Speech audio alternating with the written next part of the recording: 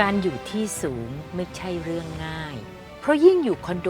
สูงก็ยิ่งห่างไกลจากอาหาร สวัสดีค่ะ นี่ป้าป้อมนะคะ ไม่ใช่เชฟป้อม จะมาทำให้เห็นว่า ครัวเล็กๆในคอนโดก็ทำอาหารดีๆได้ ใช้งบไม่สูง และทำให้ชีวิตบนที่สูงขึ้นได้อีก ขึ้นไปค่ะ ขึ้นไป ครัวชั้นสูงกัน High Zone Kitchen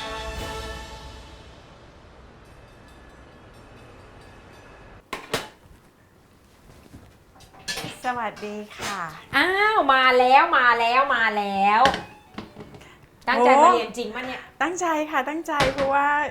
เสน่ห์ปลายจวักค่ะ ป๊อกอยากเรียนแกงเขียวหวานใช่ไหม จริงๆแล้วอยากเรียนแกงทุกแกงเพราะว่าป๊อกไม่ถนัดอาหารไทยเลยเรื่องเครื่องแกงหรือว่าอะไรอย่างเงี้ยค่ะก็เลยอยากรู้พื้นฐานของเครื่องแกงว่าถ้าเผื่อมันมีแบบนี้แล้วเราสามารถปรับสูตรมาเป็นแบบนี้แบบนั้นหรือว่าอะไรอย่างเงี้ยในเครือเดียวกัน งั้นเหมาะวันเนี้ยที่อยากกินแกงเขียวหวานป๊อกจะได้เรียนรู้อย่างอื่นไปด้วย เย่ นะแต่มาทำกับข้าวกับพี่อย่างแรก ค่ะ ต้องใส่ผ้า ทำไมตื่น เปื้ เต้ อน น ก่อน ขอบคุณ ต้องใส่ผ้ากันเปื้อนก่อน อันนี้เป็นเกียรติมากนะ เป็นเกี ที่ ยรติ ใส่ มาก ให้เอง ขอบพระคุณค่ะเหมือนเป็น ไม่งั้นจะขย้ำหัวก่อน เหมือนเป็นอัศวินน่ะได้รับโล่ นอกจากใส่ผ้ากันเปื้อนแล้วต้องทำอะไรคะ เตรียมช้อนค่ะ ล้างมือ ล้างมือเลย ล้างมือเลย นี่คือหลักเบื้องต้นของคนทำอาหารนะคะ สุขอนามัยที่ดีต้องมาก่อนค่ะ วันนี้นะคะ ค่ะ เราจะเริ่มทางสิ่งที่กินเวลากว่า ค่ะ วันนี้พี่จะเลือกเนื้อวัวมาแกง เพราะว่าเป็นส่วนที่ป๊อกต้องใช้เวลากับมัน ค่ะป๊อกเห็นบางที่อะเขาก็ใส่ลงไปเลยอ่ะ คือตอนแกงเงี้ยพอจะเริ่มใส่เนื้อสัตว์เขาก็ใส่ไปเลยไม่ได้มา แล้วเคี่ยวออกไหม นั่นน่ะสิ ถึงแม้จะเป็นกะทิสำเร็จรูปนะคะ ค่ะ เมื่อเราวางตั้งไว้แล้วเนี่ย มันก็จะมีความข้นอยู่ข้างหน้า ค่ะ ความจางอยู่ข้างล่าง ค่ะ ดังนั้นก่อนอื่นเลย พี่ขอตักกะทิส่วนที่เข้มข้น ค่ะ แยกไว้ก่อน ถ้าเป็นกะทิสด ก็ใช้วิธีเดียวกันค่ะ ค่ะ ซื้อมาเสร็จแล้ว เทใส่ชามวางพักทิ้งไว้สักหน่อย อืม เพื่อให้หัวกะทิมันลอยหน้า ค่ะ พี่จะใช้วิธีแกงแบบโบราณเลยเอาล่ะค่ะป๊อก ครับ คราวนี้ป๊อกเทใส่ลงไปในหม้อนี้สักครึ่งหนึ่ง เติมน้ำอีกครึ่งหนึ่ง ค่ะ น้ำกับกะทิเท่ากัน โอเค นั่นคือกลายเป็นหางกะทิแล้ว ค่ะ รอเดือด เราจะมาคุยกัน ว่าทำไมเราต้องมีการเคี่ยวเนื้อก่อน ค่ะ เพราะเนื้อสมัยก่อนน่ะ เนื้อวัว เนื้อควาย ค่ะ อย่าลืมนะคนโบราณกินเนื้อวัวเนื้อควายไม่ ค่ะ มีเนื้อนอกเนื้ออะไรที่ ค่ะ สมัยนี้กินกัน อือหือ ดังนั้นมันต้องเคี่ยวก่อน ค่ะ มันเริ่มเดือดแล้ว ค่ะ เราเอาเนื้อที่หั่นไว้ ค่ะ ใส่ลงไปค่ะ เอ้ยสบายจังเลยเว้ยชี้นิ้วให้คนทำ ใส่ลงไปเลยนะคะ พี่ใช้เนื้อติดมัน เพราะว่าพี่ถือว่ามันจะอร่อยขึ้น ว้า ฉ่ำขึ้น แต่ละขอโทษ และหั่นให้หนาขึ้น ค่ะ หั่นให้หนาขึ้นหน่อย เพราะว่าเคี่ยวแล้วมันจะได้ มันจะได้มีเนื้อมีหนัง ใช่ ไม่งั้นมันจะยิ่งแห้งยิ่งกระด้าง และเหมือนที่พี่บอก ค่ะ ใส่เกลือลงไป ค่ะ พอ โอเคค่ะ เอาพอมีรสชาติโอ้ อ๋อเหรอคะ ย หนูเห็นว่าเนื้อมันตั้ง1 กิโลไง ไม่เป็นไรเดี๋ยวเรามีน้ำปลาอีก อ๋อโอเค อย่ารีบร้อนอย่ารีบร้อน ค่ะ เพื่อไม่ให้เป็นการเสียเวลา ค่ะ เราเคี่ยวล่วงหน้าไว้เลย ค่ะ เพราะว่าพี่บอกว่าพี่จะแกงอย่างโบราณ เราจะต้องให้มันแตกมัน ระหว่างรอเคี่ยวเนื้อนะคะ มาเลย เรามาเรียนรู้เรื่องเครื่องแกงกัน ปกติแล้วเนี่ยพี่หั่นไว้บ้างแล้ว ค่ะ แต่ไม่ได้ นักเรียนพี่ต้องได้จับจริง คุณพระแล้วจะมีดบาดโชว์ไหมเนี่ย ก็เคยมาแล้วนี่ค่ะนิ้วอยู่ไม่ครบไม่ใช่เหรอ สวัสดีค่ะคุณผู้ชม สำหรับตะไคร้ซอยบาง ค่ะ ๆ แบบที่พี่ทำอ่ะลองดู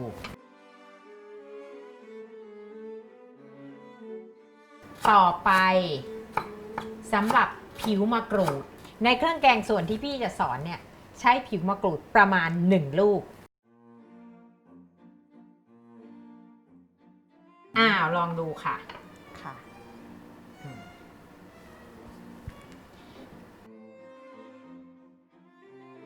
โอเคละค่ะกรองไว้ก่อน ค่ะ วันนี้เนี่ยเนื่องจากว่า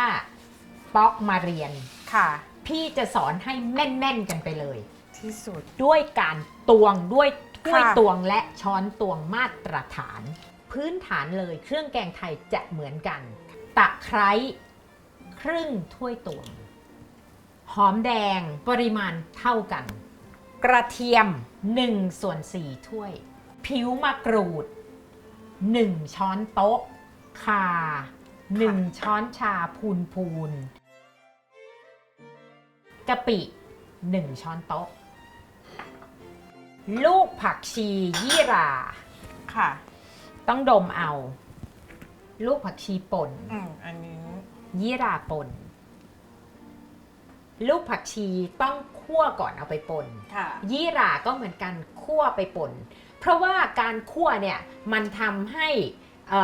สไปซ์หรือเครื่องเทศเหล่านี้ออกกลิ่นหอมมากขึ้น ค่ะ 1/4 ช้อนชาค่ะ แกงเขียวหวาน พริกต้องเป็นสีอะไร เขียวค่ะ โอ้โหเก่งจังเลย ไม่บอกไม่รู้นะเนี่ย ว่าจังเลย เอาละค่ะหนู ค่ะ พริกชี้ฟ้าสีเขียว ค่ะ 12 เม็ด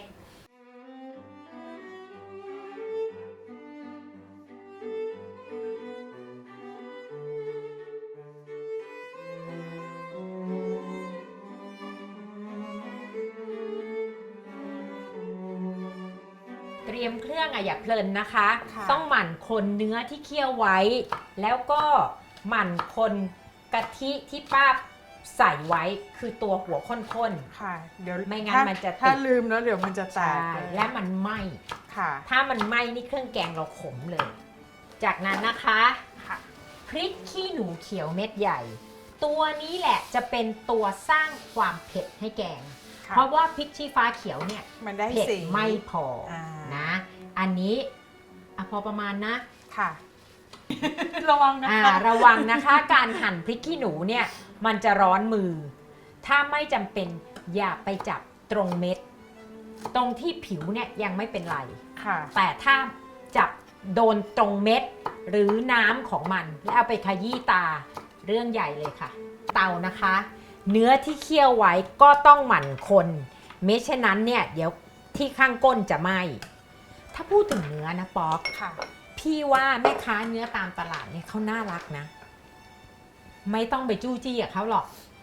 บอกเขาแค่ว่า ขอเนื้อติดมันเอาไปแกง เขาก็หยิบให้แล้ว ค่ะ กะทิสำเร็จรูปที่เราใช้ จะใช้เวลาแตกมันช้ากว่ากะทิสด ค่ะ ถ้าหัวกะทิสดจะแตกมันเร็ว หอมไหม หอมมากค่ะ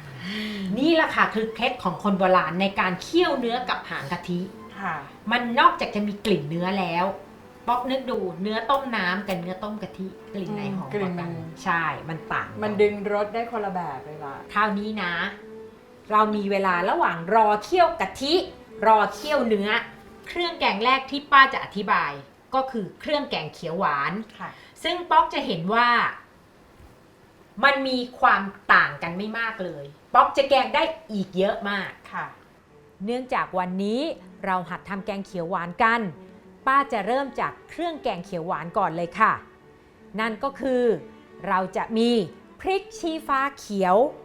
พริกขี้หนูเขียว ผิวมะกรูด ตะไคร้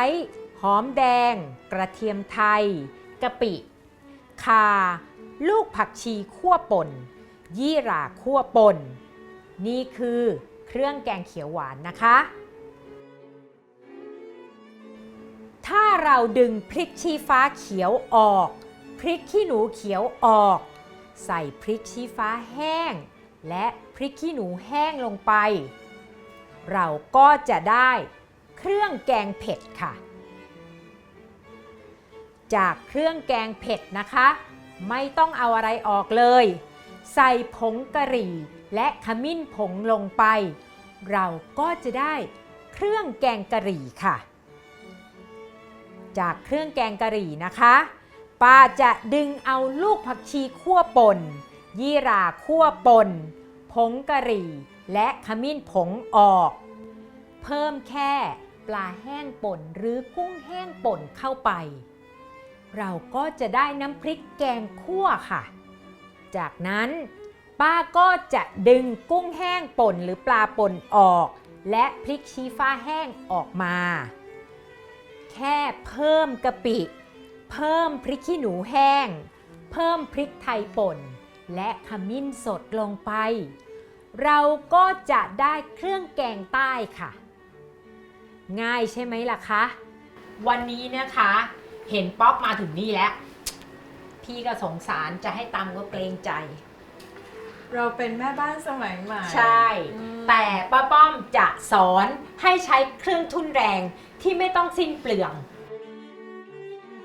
เราใช้น้ำจากหางกะทิที่เราเคี่ยวเนื้อนี่แหละค่ะ ค่ะ ใส่ลงไปเลย อ้าว เชิญเลยค่ะ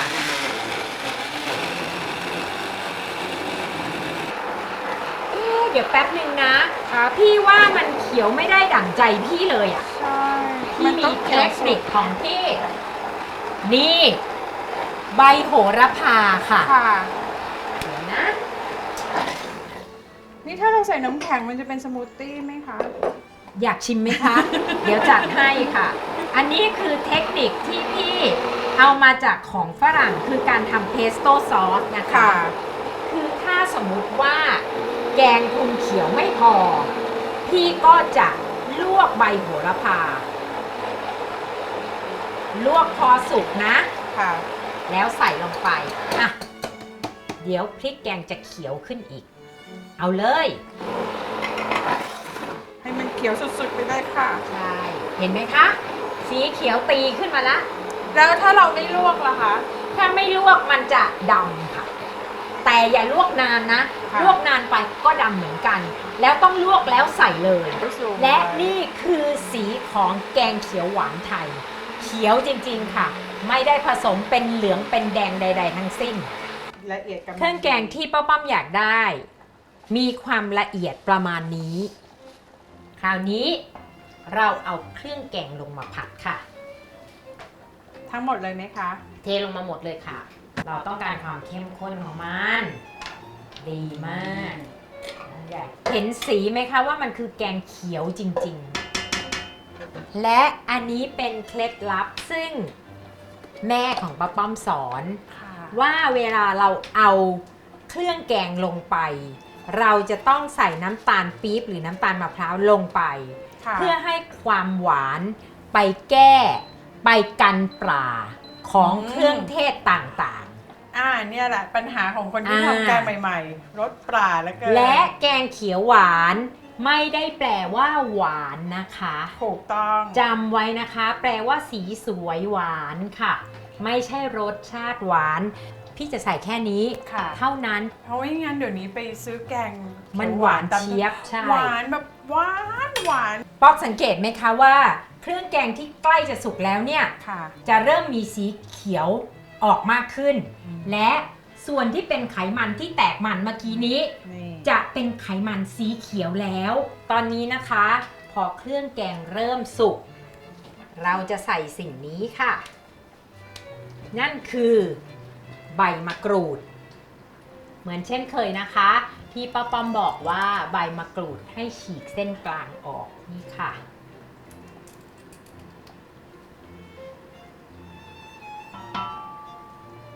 พับครึ่งแล้วดึงแกนกลางออก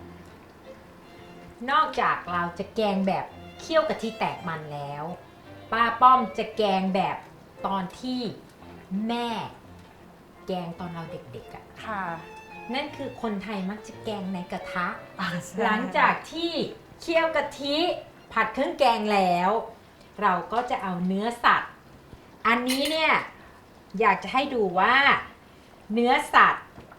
เริ่มนิ่ม เนื้อวัวที่เคี่ยวไว้เริ่มนิ่ม แต่ยังไม่นิ่มมาก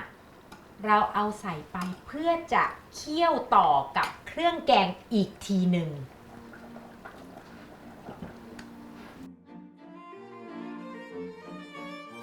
พ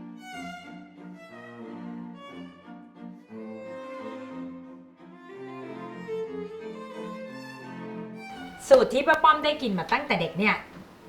ไม่มีอะไรมาก ค่ะ มะเขือพวงค่ะ ค่ะ ใช้มะเขือพวงและพริกเหลืองป๊อกดูนี่ ค่ะ เห็นไหมคะกะทิที่แตกมันกับเครื่องแกงเขียวของเรา เห็นเงาสวย มัน สี เงา เขียวไหม ทั้งที่ นี่ เราไม่ได้ใส่น้ำมัน ไม่ หรือว่าอะไร มีเลย ลงไปนะคะมันลอย คื ขึ้นมา การแตกมันของกะทิที่เราเคี่ยวกะทิจนแตกมันตั้งแต่ทีแรกไงคะผสมกับสีเครื่องแกงที่สุกจริงๆ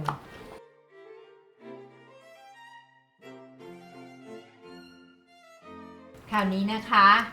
เราจะมาถึงเวลาปรุงรส ค่ะ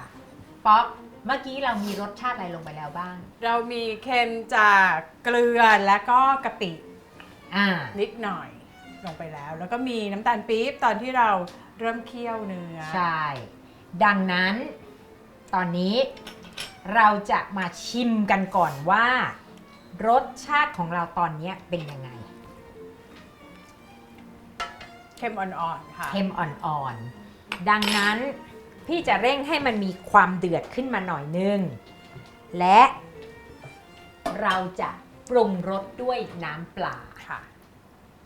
พี่ใช้น้ำปลาเพียงแค่นี้ ป๊อกอย่าลืมว่าการใส่น้ำปลามากเกินไปบางครั้งในแต่ละยี่ห้อมันไม่เหมือนกัน มันอาจจะมีกลิ่นคาวได้ค่ะ ตอนนี้เราใส่น้ำปลาตอนที่เดือดเพื่อให้น้ำปลาหอม อย่าใส่น้ำปลาตอนไม่เดือดค่ะ โดยปกติแล้ว ถ้าสมมุติว่าเป็นแกง พี่จะไม่ปรุงน้ำตาลเพิ่มแล้ว ค่ะ เพราะว่ามันมีหวานมันของกะทิ ใช่ แต่ไม่ว่ากันถ้าใครชอบหวาน เติมน้ำตาลมะพร้าวน้ำตาลปี๊บหรือน้ำตาลโตนดลงไปได้ค่ะ และแน่ใจนะคะ อย่ารีบเติมลงไป แล้วคนให้น้ำตาลละลายก่อน ค่อยๆชิม เดี๋ยวหวานเกินไปแล้วคราวนี้ยุ่งเลยค่ะ ต้องแก้กันอุตลุดเลยนะ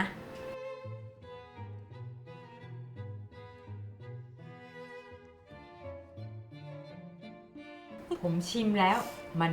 ว้าว จะจัดจานไหม จัดการค่ะ เล่นเสร็จแล้วใช่ไหมหนู เราเหลือเวลาอีกไม่มากแล้วใช่ไหมคะเรา ใช่ ต้องจัด ค่ะ จานแล้วค่ะ ถ้าไม่จัดจานตอนนี้ ไม่ทัน บอกได้เลยว่าไม่ทัน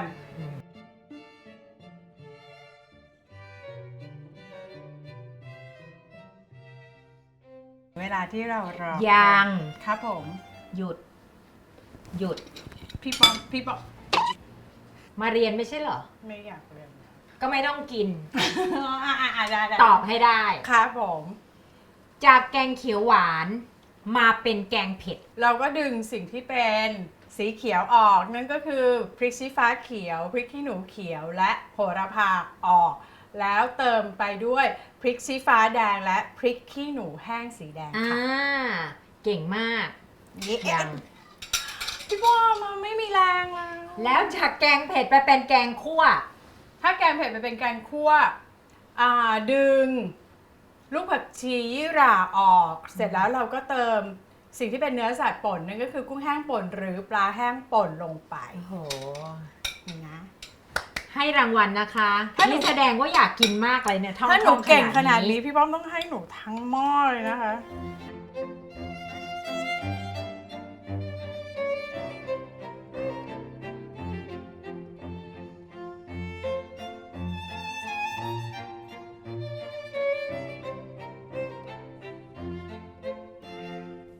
เก็บครัวเสร็จแล้วก็มากดกระดิ่งกด subscribe ไว้นะคะ เพราะว่าครัวชั้นสูงยังมีอีกหลายเมนู จะได้ไม่พลาดกันค่ะ